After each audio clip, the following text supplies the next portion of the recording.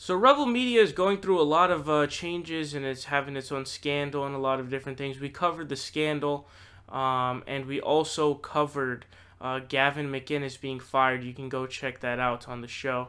But now we're going to be talking about Faithy Goldy.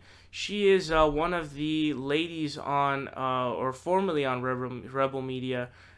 She was basically like Lauren Southern V2, very conservative, very libertarian. And she was not very good in my opinion, just because I don't agree with her. But she was fired. She was let go by Ezra Levant and the Rebel Media. Now, let me say this really quickly, kind of as a disclaimer.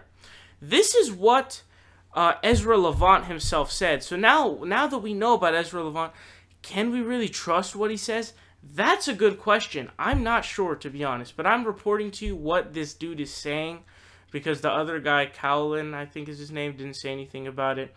But he said that they fired her because he instructed them not to go to the Unite the Right Charlottesville, Virginia protest rally, because they are trying to distance themselves from the alt-right like Jay Phasia and them, which I actually appreciate, to be honest. I think that that's quite the noble thing. It's very trendy to be alt-right, and it gives you a lot of views and clicks and fans.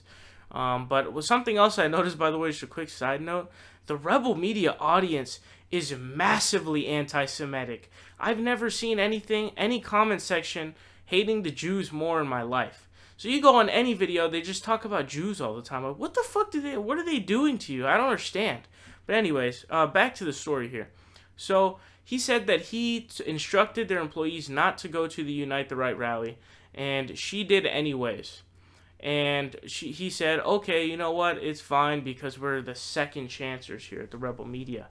Now, the last straw, or what they would say the straw that broke the camel's back for him, was that she actually went on a podcast on the Daily Stormer. If you don't know what the Daily Stormer is, and actually they've been having their own problems, just as Rebel Media is, just a little bit worse, you could say.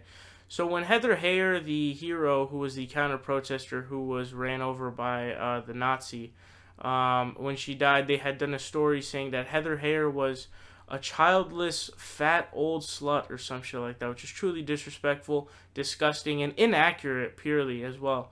But it's just unacceptable. So GoDaddy, their hoster, let them go. They said, hey, you have to file with another hoster because you broke our terms of service. I think they signed with Google. Google lets them go, and they had to revert to going to a Russian hoster. So it's now .ru to my understanding. But we might have done a story about this. I actually can't even remember. But anyways, so Faithy Goldy goes to the Unite the Right rally. Ezra Levant says, what the fuck, I said you can't go, but it's okay, I'm going to give you a second chance.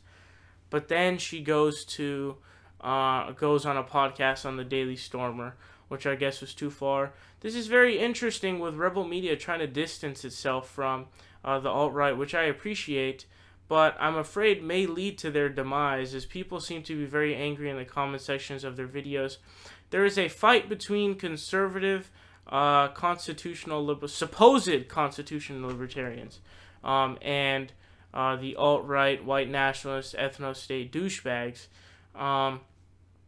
And this is very interesting, because I think that Rebel Media may have fallen. Who's going to take those spots? Those were the best people that they had in terms of ratings. They had Lauren Southern, Faithy Goldy, Gavin McInnes, and there's a few others that I don't know who they are. But the other ones are just old people, very boring and just terrible. But let me know what you guys think down below. What's up, guys? It's Saul Hill here. You guys are watching The Progressive Voice. Make sure you guys click subscribe down below. We're fighting Donald Trump tooth and nail, and we need your help.